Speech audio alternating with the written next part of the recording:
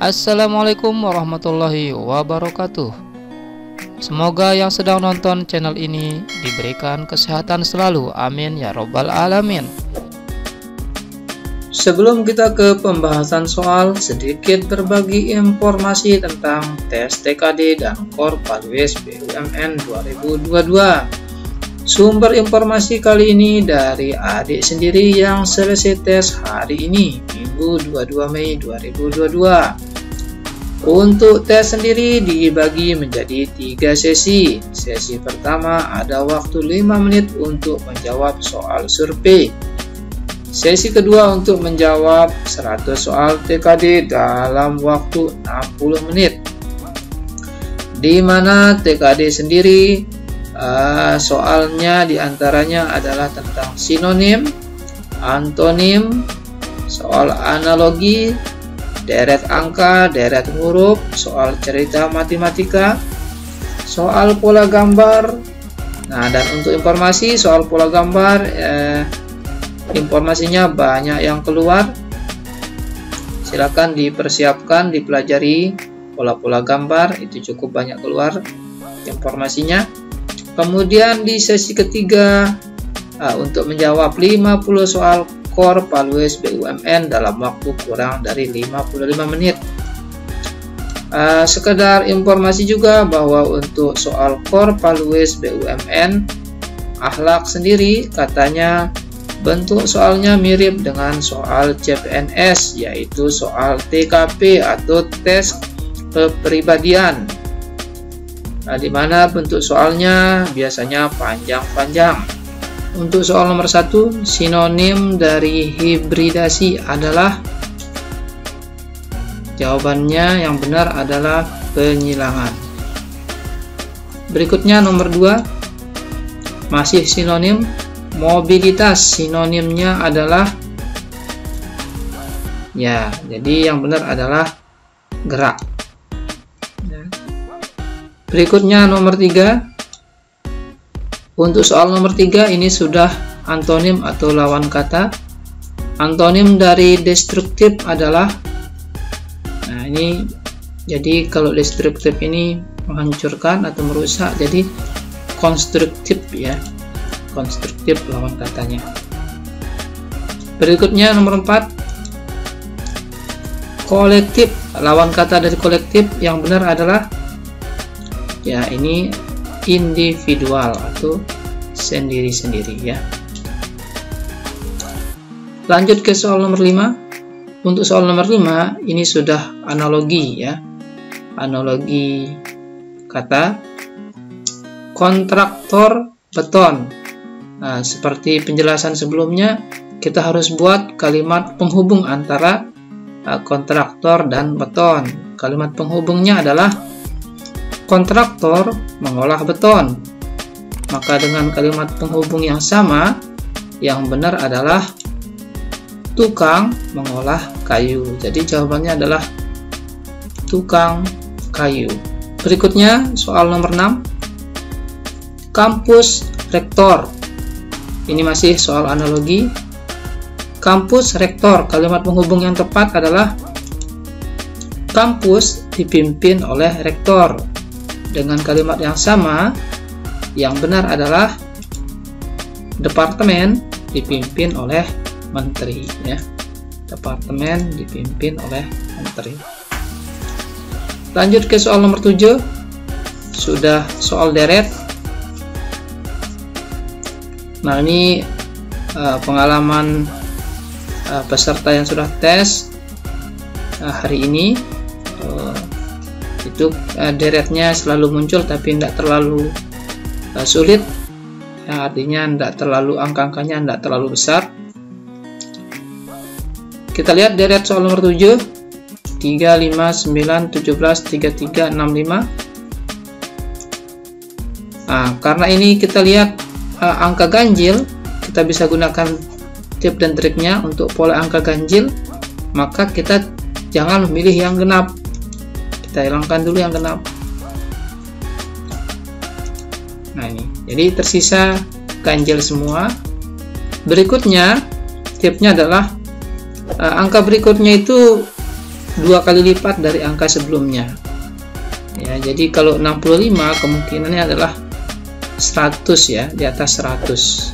Jadi 99 ini tidak mungkin ya. Kita akan coba buktikan polanya. 3 ke 5 adalah plus 2, plus 4, plus 8, plus 16, plus 32, plus 64, dapatlah 129.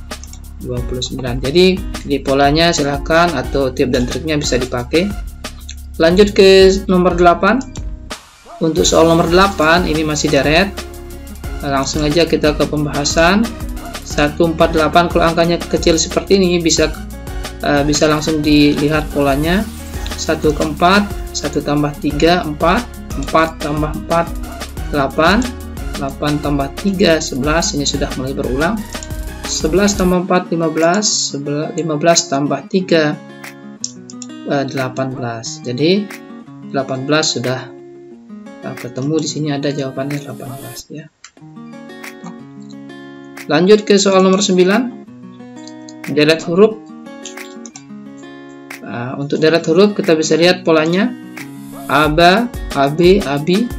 Ini yang berubah adalah huruf ketiga dari masing-masing kata ini. A ke E itu tidak lain adalah lompat 3 hurufnya.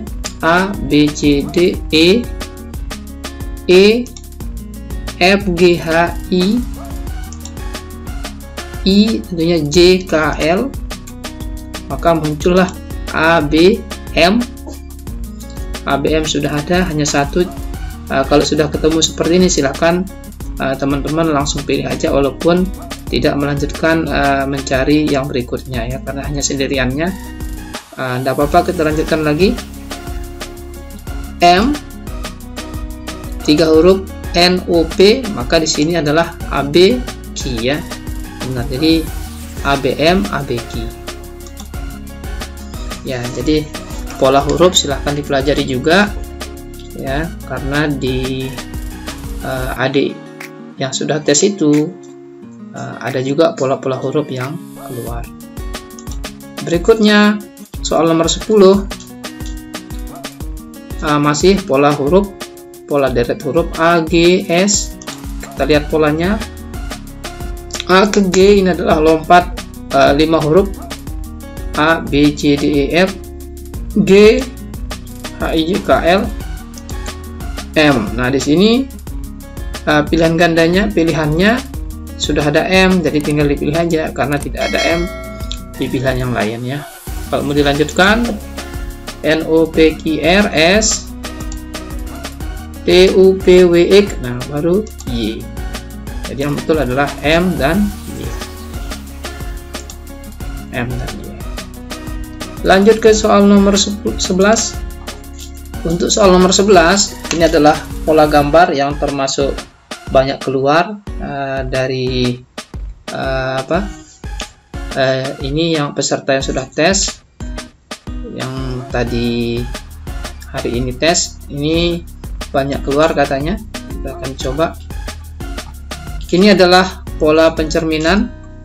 Jadi gambar ini pencerminan. Kalau kita lihat ini pencerminannya, sekarang kita cerminkan juga ini. Maka kita akan mencari yang pertama. Kalau ini dicerminkan, maka ini harus tetap ada jarak antara garis dengan bendanya. Jadi ini terlihat ini semuanya betul, ada jarak-jaraknya. Ini yang tidak ada jaraknya, ada benda di sini, salah. Berikutnya adalah arah dari ini bangun yang diarsir ini harus berhadapan ya. Jadi jangan yang tidak berhadapan. Ini searah, harus dia berhadapan ya. Yang ke arah kanan maka bayangan ke arah kiri. Ini salah ya, arahnya salah, searah. Kemudian kita lihat segitiganya ya, segitiganya menghadap ke kiri, maka bayangannya harus menghadap ke kanan. Jadi yang ke kiri salah, yang ke kiri salah. Berikutnya adalah kita perhatikan yang ini ya, kita perhatikan. Nah, kita perhatikan bangunan ini. Jadi kalau ini dibangun ini dicerminkan, maka dia akan tetap di pinggir. Ya, jangan sampai dia mepet dengan garisnya. Maka ini salah. Ya, ini tidak mepet dengan garis, maka tersisa jawaban ini ya. Kita perhatikan ini dicerminkan. Ya, ini sama, segitiganya menghadap kanan. Ya, jadi ini yang benar. Ya, silahkan teman-teman lebih banyak berlatih untuk pola gambar ya.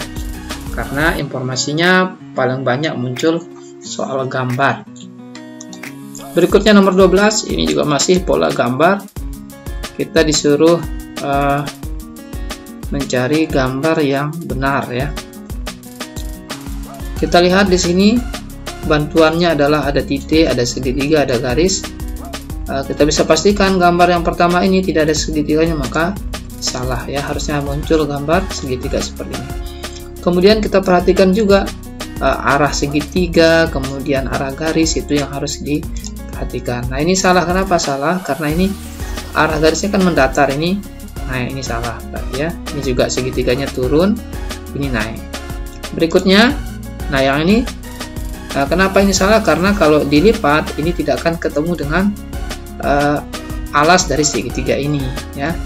Tidak akan ketemu. Berikutnya, nah ini salahnya naik juga segitiganya. Jadi kalau dilipat gambarnya tidak akan seperti ini ya. Jadi salah. Kemudian jadi ini yang benar, kalau ini kita lipat maka garis hitam akan ketemu dengan alas segitiga seperti ini. Jadi yang itu adalah gambar terakhir ya. Berikutnya nomor 13. Nah, ini sudah soal cerita matematika. Jika populasi suatu negara bertambah 1 orang tiap 15 detik, berapa banyak pertumbuhan populasi selama 20 menit?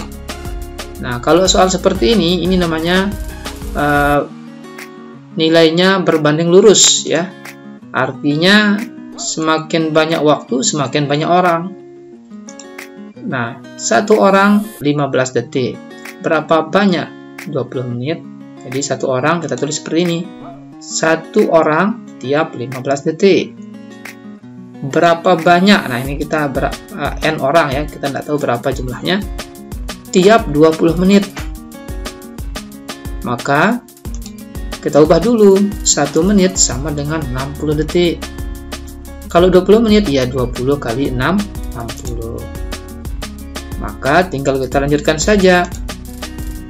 Nah, ini 20 kali 60 dapatlah 1200.